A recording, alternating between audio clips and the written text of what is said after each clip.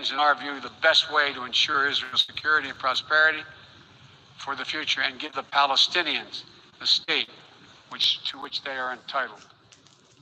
Both sides to fully respect the equal rights of their citizens.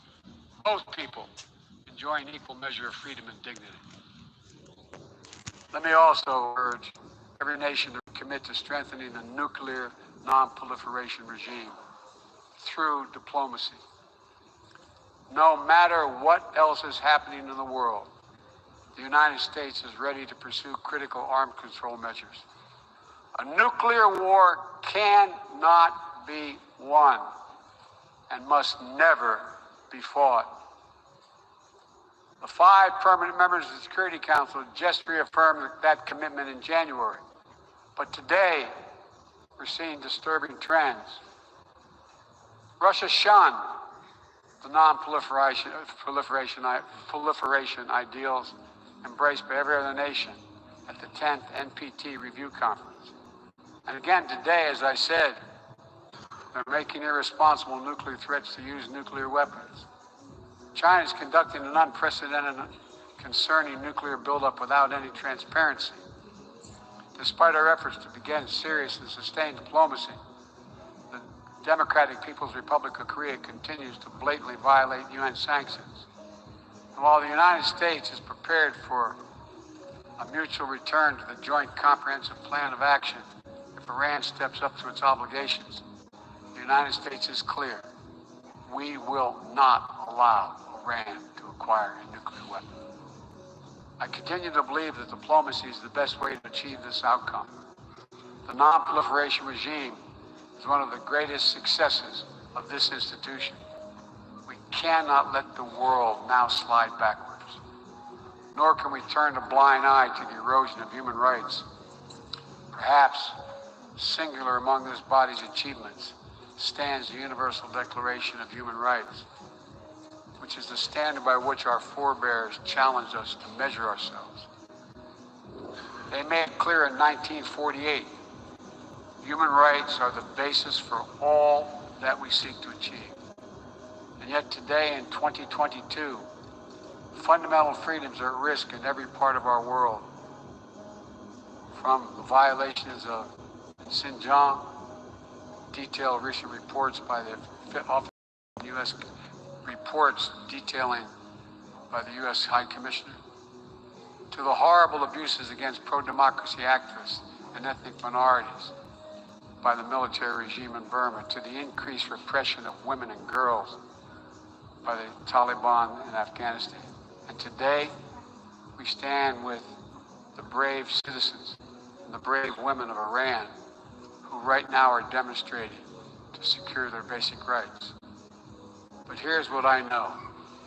The future will be won by those countries that unleash the full potential of their populations, where women and girls can exercise equal rights, including basic reproductive rights, and contribute fully to building a stronger economies and more resilient societies, where religious and ethnic minorities can live their lives without harassment, contribute to the fabric of their communities, where the LGBTQ plus community individuals live and love freely without being targeted with violence, where citizens can question and criticize their leaders without fear of reprisal. The United States will always promote human rights and the values enshrined in the UN Charter in our own country and around the world. Let me end with this.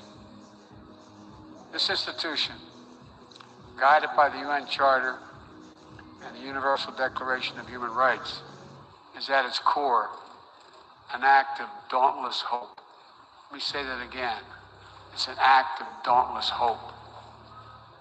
Think about the vision of those first delegates who undertook a seemingly impossible task while the world was still smoldering.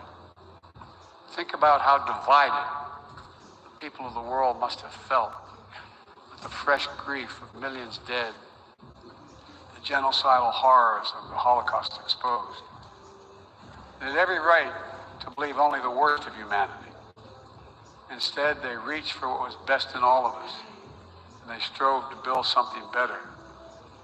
Enduring peace, comity among nations, equal rights for every member of the human family, cooperation for the advancement of all humankind.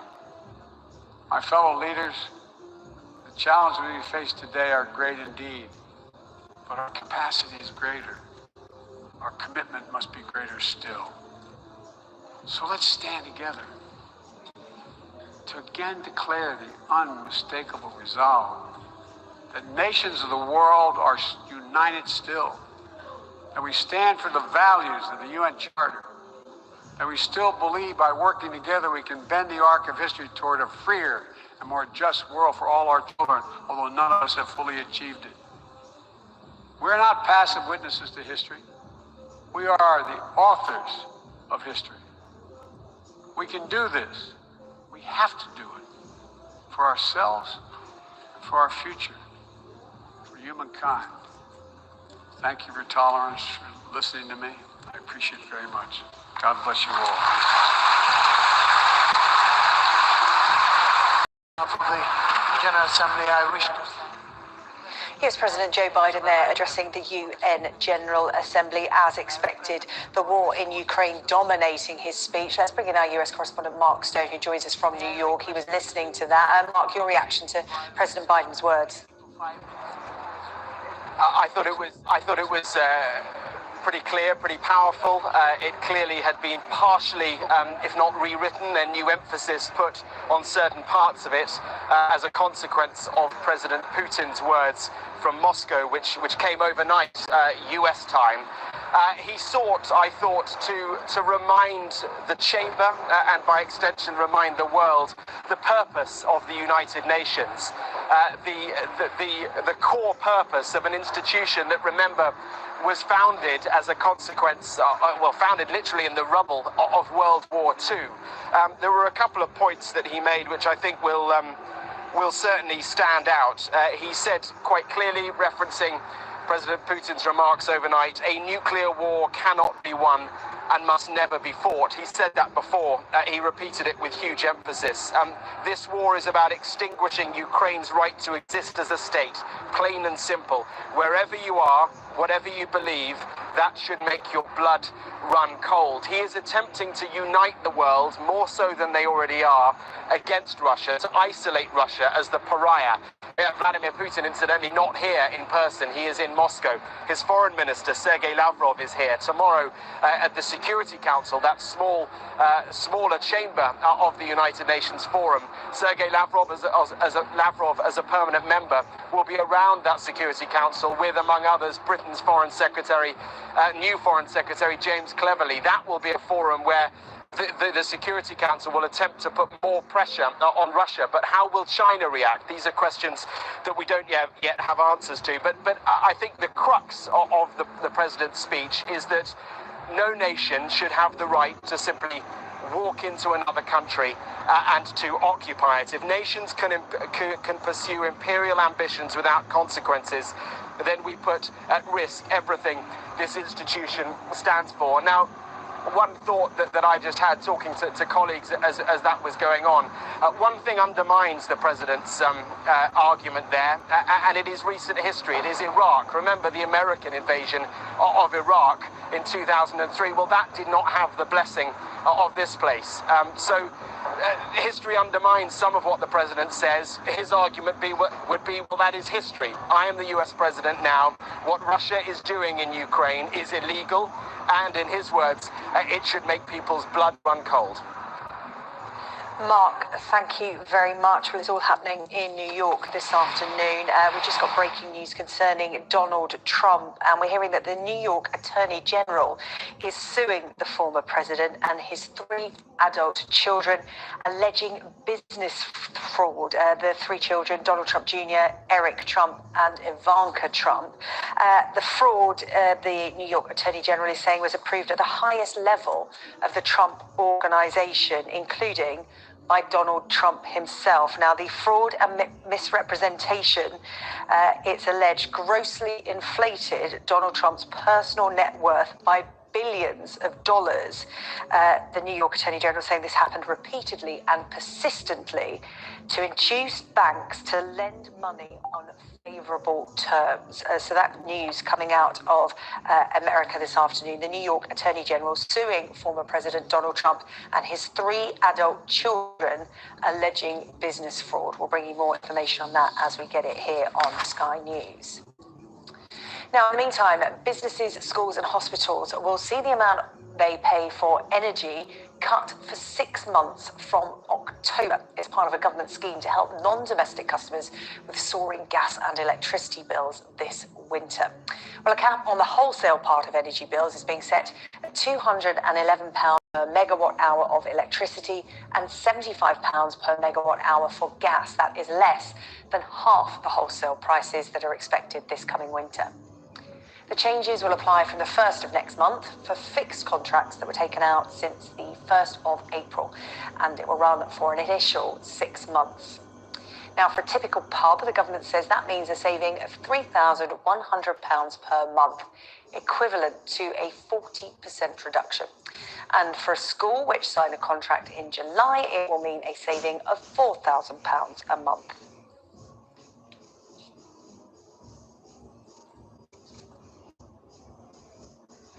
Well, let's take you back to that breaking news coming from New York. The Attorney General suing former President Donald Trump and his 3 adult children. Let's listen into a news conference. That the information in the statement would be relied upon by banks and insurers. Mr. Trump and Mr. Weisselberg would meet to review and approve the final statement every year. Mr. Trump made known through Alan Weisselberg that he wanted his net worth reflected on the statements to increase. A desire Mr. Weisselberg and others carried out year after year in their fraudulent preparation of the statements. And when asked about these meetings under oath as part of our deposition, both men, Mr. Trump and Mr. Weisselberg, invoked their Fifth Amendment privilege against self-incrimination, and they refused to answer. When asked under oath if he, Mr. Trump, continued to review and approve the statements after becoming President of the United States in 2017, Mr. Trump again invoked his Fifth Amendment privilege and refused to answer. Over the course of our investigation, we found that Mr. Trump, his children, the Trump Organization, created and used more than 200 false and misleading asset valuations on his statement of financial condition over that 10-year period. They issued statements that were in clear violation of general accepted principles in the general accounting principles in the United States, despite representing that these statements were prepared in accordance with these principles. Some of the common tactics they used include representing that Mr. Trump had cash on hand that he didn't have, ignoring critical restrictions that would significantly impact property values when setting valuations, changing the methodology used to value properties from year to year without reason or notice, and using vastly different methods to value different properties even in the same year, and including tangible items such as brand premiums, the Trump premium, when calculating an asset's value, despite the fact that they ignored the advice of outside professionals. They also ignored the advice and appraisals of outside professionals, despite claiming those individuals provided certain figures. For example, they received a series of bank-ordered appraisals for the commercial property at 40 Wall Street in New York City that calculated the value of the property at $200 million as of August 2010, and $220 million